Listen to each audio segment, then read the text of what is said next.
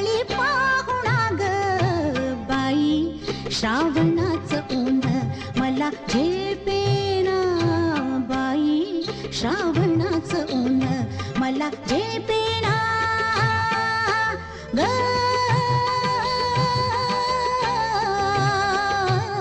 बाई, श्रावणाचं ऊन मला झेपेना ग बाई बाई, श्रावणाचं ऊन मला झेपेना. पिवळ्या पंखाचा पक्षी नाव सांगेना ग, पिवळ्या पंखाचा पक्षी नाव सांगेना सांगेना बाई, श्रावणाचं ऊन मला झेपेना बाई, श्रावणाचं ऊन मला झेपेना.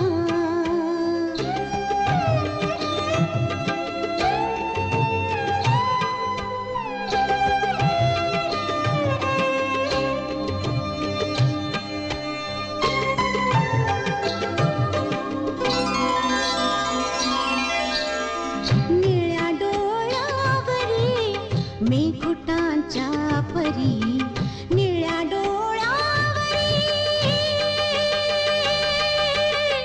आ, आ, निळ्या डोळ्यावरी मेघुटांच्या परी, निळ्या डोळ्यावरी मेघुटांच्या परी. वाट पाहिली डोळा चळ थांबेना, वाट पाहिली डोळा चळ थांबेना. पिवळ्या पंखाचा पक्षी नाव सांगेना ग, पिवळ्या पंखाचा पक्षी नाव सांगेना सांगेना बाई, श्रावणाचं ऊन मला झेपेना बाई, श्रावणाचं ऊन मला झेपेना.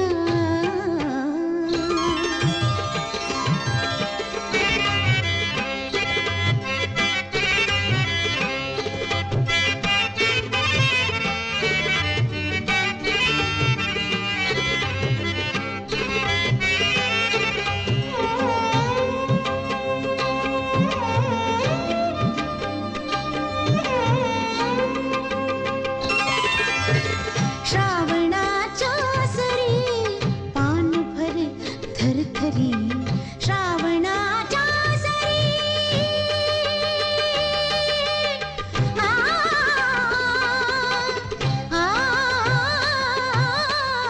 श्रावणाच्या सरी पान भर थरथरी, श्रावणाच्या सरी पान भर थरथरी. हिरव्या मोराची तुई तुई थांबेना, निळ्या मोराची तुई तुई थांबेना. पिवळ्या पंखाचा पक्षी नाव सांगेना, पिवळ्या पंखाचा पक्षी नाव सांगेना सांगेना बाई, श्रावणाचं ऊन मला झेपेना बाई, श्रावणाचं ऊन मला झेपेना ग बाई बाई, श्रावणाचं ऊन मला झेपेना.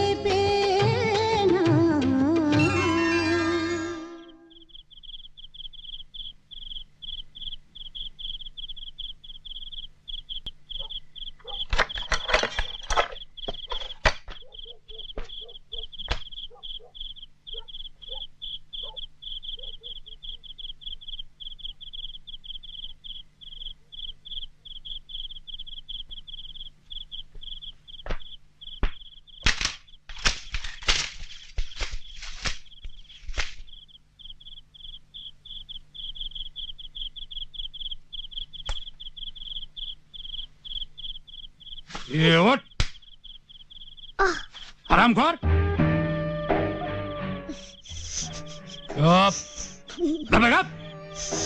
नालायक साला, हा तुझा इशारा होय रे? झोपतो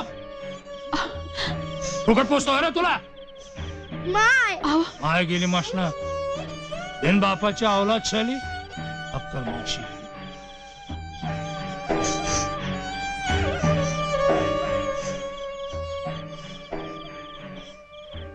अंगावरची माती सारी कुणी नांगली कोण जाण आणि हे निपजलं. पाऱ्यावर असताना पुन्हा झोपलास तर याच कंदिलाच्या काचवर हात भाजीन. हा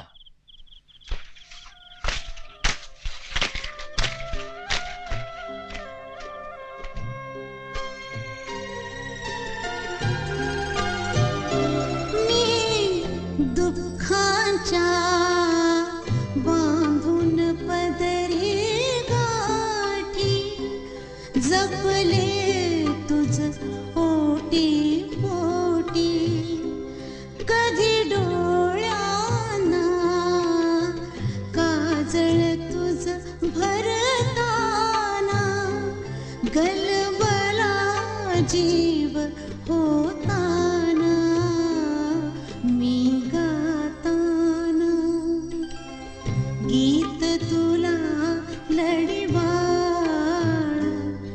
हा कंठ दाटुनी आला हा कंठ दाटुनी आला. आब्या पोट काय चावतोस झोप आता.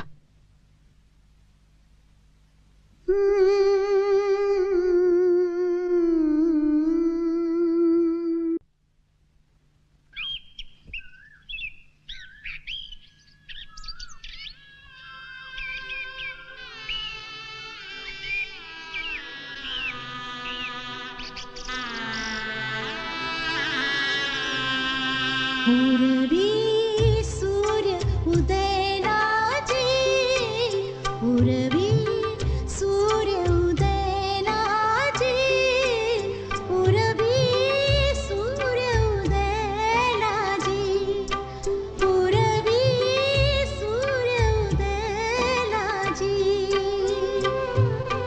उडती पंछी आकाशी उडती पंछी आकाशी घागरी पाणोठ्या पाशी घागरी पाणोठ्या पाशी दूर नदीवर वेणू ऋण जुण दूर नदीवर वेणू ऋण जुण घुंगुर माळाजी घुंगुर माळाजी पूर्वी सूर्य उदयनाजी पूर्वी सूर्य उदयनाजी पूर्वी सूर्य उदयनाजी.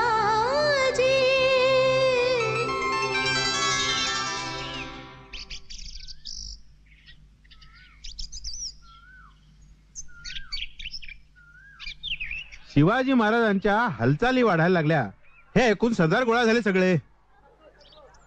या इनामदार बिन बापाचे इनामदार.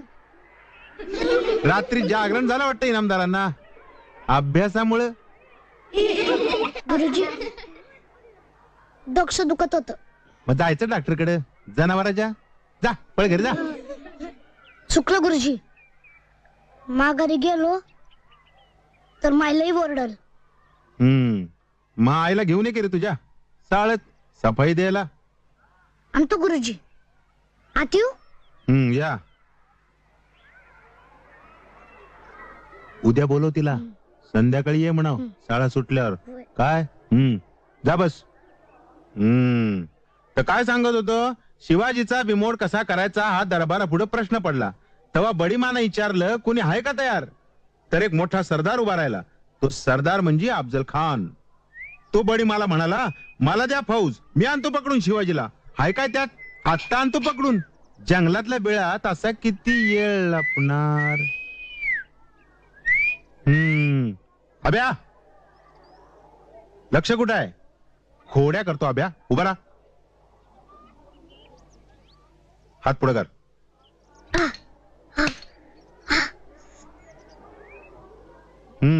आणखी काय शिक्षा करायची नामदारांना. नकला कर नक्कल.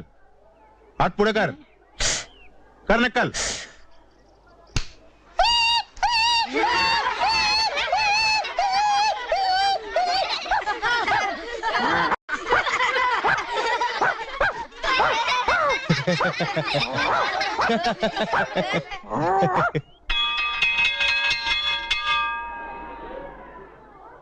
ही घे माझी अंड्याची पोळी आणि ह्यो माझा खरडा. अभ्या, आमचा आप्पा आमदार बनणार आणि आमचा इनामदार हड. त्यांचं रेकॉर्ड नाही चांगलं. म्हणजे अरे बाबा, म्हणजे तुझी माय आणि त्यांचं झंगट नाही का? बर, ती जाऊ दे. आता आज रात्री आमच्याकडे कोंबडीची पार्टी आहे. तर रात्री जेवायला यायचं बरं का? होय.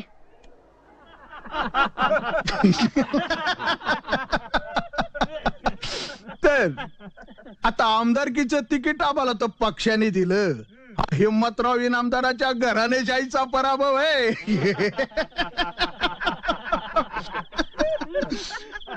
पण ते राहू दे. आता बघा, यो सरपंच, याचा बाप सरपंच, याच्या बापाचा बाप बी सरपंच. तेवढ्याने थांबतोय काय बादरगडी? शेतावर आणून ठेवली ना एक महिना तमाशातली. समध्या गावाची संगीत बारी करायला निघाला यो मर्दगडी. अरे आब्या. तर मंडळी, हा आबूराव बरं का, ओळखला असेलच तुम्ही. आमच्या गुणवंतचा दोस्त आहे. नकला एकदम फरमास करतो. सुरू कर तुझी नक्कल. तर महाराज, ते कालाचे काही हे नको. हिम्मतरावची नक्कल व्हायला पाहिजे. अजिबात घाबरायचं नाही, मी आहे ना. तू का काळजी करतो? मजा बघा बरं का, लय गोमती करतो. अरे घ्या ना. घराणेशाही कसली? हा, घरंदाज असल्या बिगर माणूस कर्तबगार होत नाही. आमचा आजा कर्तबगार होता. वता वता त्याची गावात 4 घरं होती. आमचा बाप बी कर्तबगार होता. त्याची बी 2 घरं होती. माणूस दर्दी असणं हा दोष नाही, पण पैसा खाणं छा. आपण रोकड्या वाणी आपण दूध डेअरीतलं पैसा खाणं शक्य नाही. असली 50-60 हजाराची चिल्लर मुंबईच्या आमच्या याकावारीत खर्च होतीये.